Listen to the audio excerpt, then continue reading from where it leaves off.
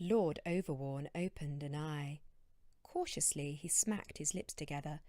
His tongue felt dry and his throat was tight from drinking. The eye declined to open, the eyelids having seemingly fused together with sleep dust. He rubbed it hard, and the lashes pinged apart one by one, letting the light from the empirical bedroom in. Immediately regretting it, as light burned through his addled brain, he clamped his eyes shut. Damn that panda! He had not intended to celebrate the forthcoming Emperor Day quite so rigorously. He swallowed, trying to draw up fluids and loosen his mouth. What was that drink again? Andy's dung-wee? No, that wasn't it. Alternia? No, that wasn't it either. He sat up straight in bed, both eyes open, and took in the full extent of the mess that was the empirical bedroom. Whatever that damn drink was called, it had got the better of him, and he would not be drinking it again, ever, even if it had been his mother's favourite. He rubbed the remaining sleep dust from his eyes, releasing them from their crusty prison, and peeled back the bed covers, swung his legs out, and placed his feet tentatively on the floor. Lord Overworn yawned, making his ears pop. So loud was the yawn that it triggered the auto-sound detectors, set to his and Genevieve's vocals. The massive slatted blinds, covering the large bedroom windows and embellished with Genevieve's face, shuddered open. The dramatic burst of sunlight pierced the tipping point through the blind, catching Lord Overworn by surprise, throwing him across the bed with his arms shielding his face to banish the evilness of day from his mind. A loud popping sound, followed by a cold blast of water across the back of his neck. One of Lord Overworn's mighty horns had caught and pierced his hot water bottle. Mr. Wiggles was shaped like a koala bear. Well, he had been. He was more of a donut-shaped koala now. Lord Overworn growled in severe displeasure. There was an ear-shrilling, rubbery squeak as he tugged Mr. Wiggles off the end of his horn, holding him in his hands. The withered and soggy form was no longer of use to man nor beast. He lay Mr. Wiggles carefully on the bed next to him and sighed in a resigned and sad manner. It was only now that he noticed Genevieve's absence from the bed. A sly grin crossed his face. Not everything was turning out bad, he thought. He knew exactly how his wife could be. She never was the most genial of people, and even less so when he had too much to drink. So he was in no doubt that it was in his very best interests to avoid her wrath for, say, a few months. As his eyes adjusted to the light pouring into the room, he traipsed to the ensuite bathroom.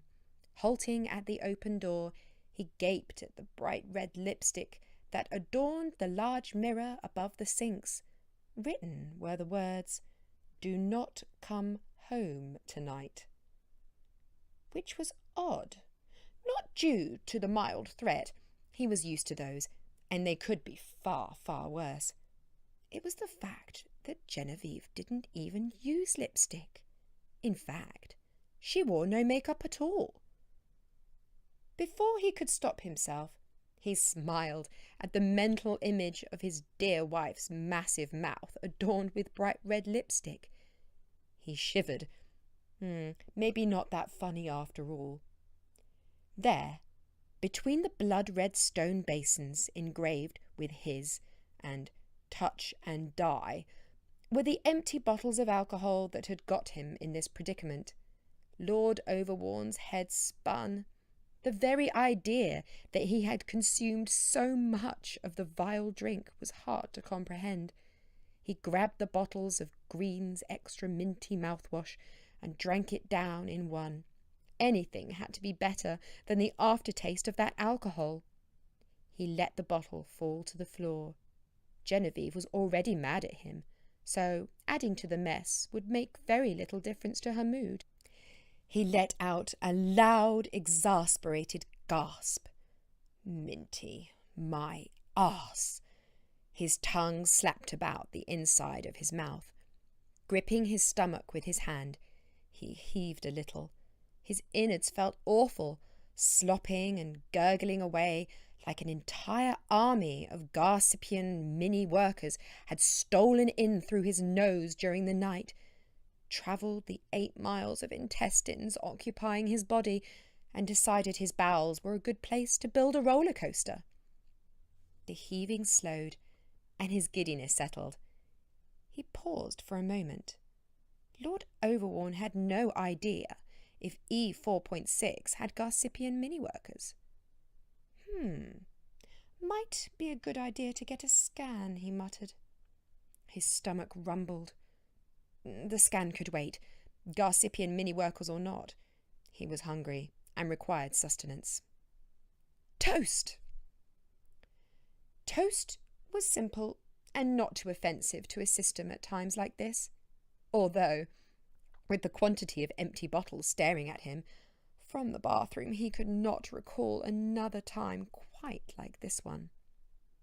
A cold sweat broke out across his forehead as he gingerly made his way from the empirical bedroom and down the excessively long hallway. Damn that woman and her overdramatics. He placed a hand against the wall to steady himself and found himself staring at a portrait of his dear wife Genevieve. The walls were littered with her image, various poses, every one of them supposedly of Genevieve in battle. It was a truly gruesome spectacle. Heads, torsos, and numerous bloodied limbs lay garishly about her.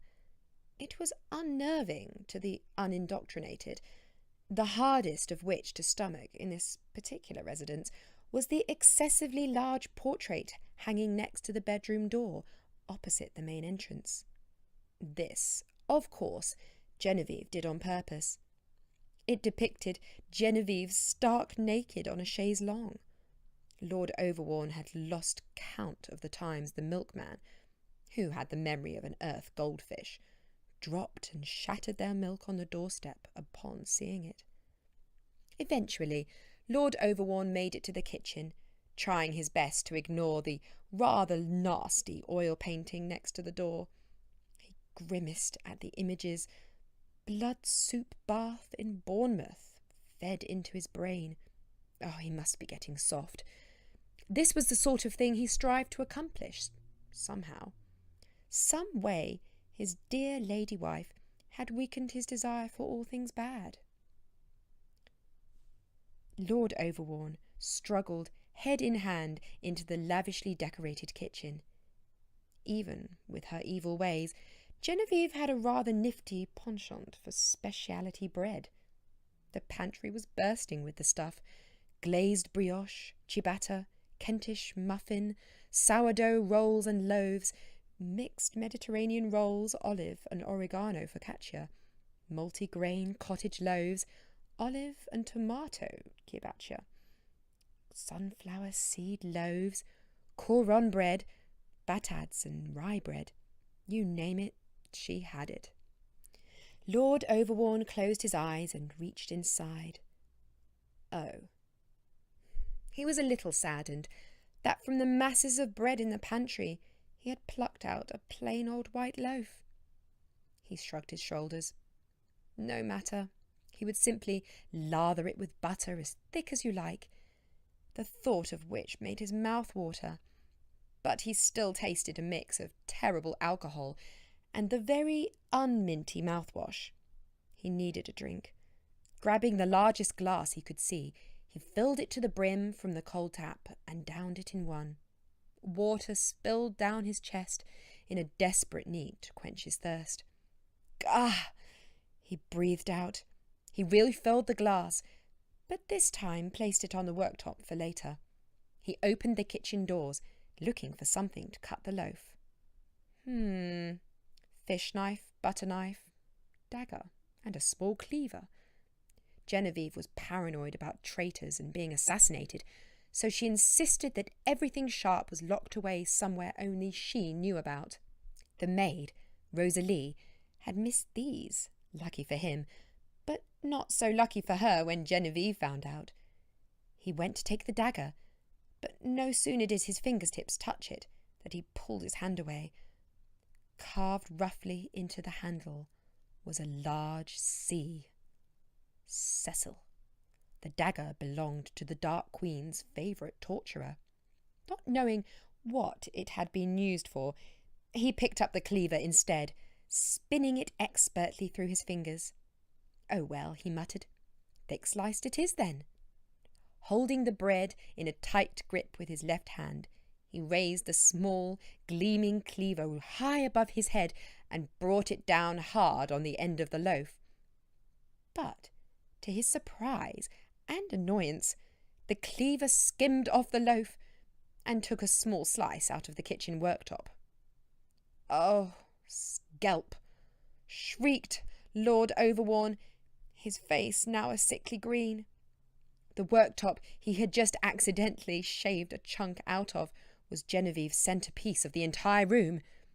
Its mainly white surface shimmered in the kitchen lights.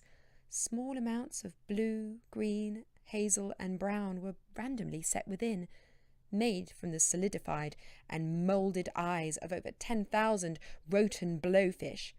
Genevieve had near enough wiped the small unknowing species from existence in order to create the perfect countertop for her kitchen.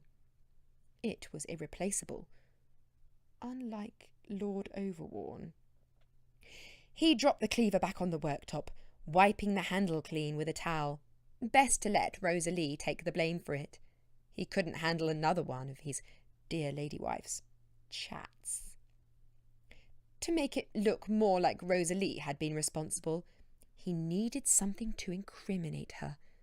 Rubber gloves, that would do the trick. He had seen her use them and began opening cupboards and drawers, desperate to find a pair, but with no idea if she even kept them in the kitchen. As he opened the last but one cupboard, he spotted something. Something he'd wished he had noticed a few minutes earlier. An unopened, sliced loaf of white harvester bread. The scalping gloves could wait for now. He wanted that toast. He tore the foil wrapping apart with his razor-sharp teeth, scattering fresh white slices across the counter. Snatching up 4 of them, he was very hungry after all, he slammed them into the toaster, set the dial to golden brown, and flicked the power switch to on. There was a small puff of smoke, a sharp fizzing sound, and a not insignificant bang as the toaster erupted. The kitchen began to fill with smoke. An acrid smell of burning caught his nose. "Oh, scalp!" cried Lord Overwarn, seeing that the toaster was now on fire, flames licking up the sides. Wasn't Emperor Day meant to go better than this? Lord Overwarn was no stranger to fire. In fact, pyromania was one of his keenest hobbies as a young prince, but that involved starting fires, not putting them out, and he felt a little out of his depth. Grabbing the trowel he had used to wipe the cleaver handle, he flapped it at the flames, hoping to put it out. Instead, increasing its oxygen supply made it a damn sight worse. As it turned out, the ever-so-special work surfaces that were Genevieve's pride and joy were highly inflammable and very toxic. Well, that's what the fire chief's report said. Something about the highly combustible natural elements within the Roten blowfish. A very singed, wet, and charcoal-covered Lord Overwarn stood on the hill overlooking the smouldering remains of their home. In his hand he held a small amount of flex, still attached to the plug, was all that remained of his toaster and home. He ground his teeth slowly. Genevieve was going to throw a mental over this one. However, he could still blame Rosalie, or the toaster. Hold on a second. That's right. The toaster was faulty. This whole thing was down to the toaster. Someone had to pay for this, and it damn well wasn't going to be him. There was no scalping way in hell the fire chief was going to deny the Emperor a lift to Morrissey's, where they had bought the toaster. Even though the poor fire chief was being harangued by his station manager. "Get your asses over to St. Augustine's home for 3-legged donkeys. The entire stock is trapped in a burning barn," he screamed at the fire chief. The fire chief cut the cord on the communicator. Best to let Lord Overwarn have his way. And so it was that Lord Overwarn arrived outside his local Morrissey's on the back of fire truck, dressed in a borrowed brown and orange firefighter's uniform. He thought himself a reasonable emperor, despite his wife, even in his dilapidated and angry state, and queued patiently at the customer services desk. Though he could have made an exception for the irritated woman in front of him, constantly complaining about the wait and stuffing packet after packet of crisps down her throat, he could easily strike her dead where she stood. Finally, it was his turn. Faking a smile, he placed the flex and plug on the countertop and spoke calmly to the young woman behind it.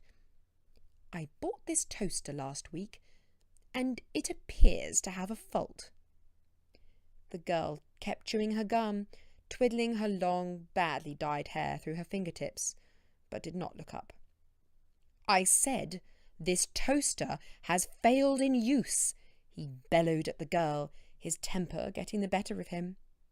The girl sniffed and glanced at the flex and plug on the counter in front of her. "Receipt?" "You do realise who I am?" he shouted. The girl sighed and raised her eyebrows, folded her arms across her chest and shook her head, quickly intimating she neither knew nor cared. Lord Overwarn leant across the counter, his nose millimetres from that of the girl's. "I am Lord Overwarn," he growled. The girl didn't bat an eyelid. "You and everyone else." She smiled sarcastically. "In case you hadn't noticed, it's Scalping Emperor Day, and every man, woman and child is dressed as that horned loony." Lord Overwarn caught sight of the shoppers in the security mirror above the girl's head. So angry was he, so preoccupied with the scalping toaster, that he had failed to notice the majority of people were indeed sporting fake plastic horns, capes and masks off his face. There was a sudden swoosh and a kathunk, making him jump as the girl slammed down the shutter and flipped the sign to "Gone to lunch." Fire crews throughout the land had their busiest night in history, as hundreds of Morrissey's stores mysteriously burnt to the ground. "Receipt, my arse," smirked Lord Overwarn.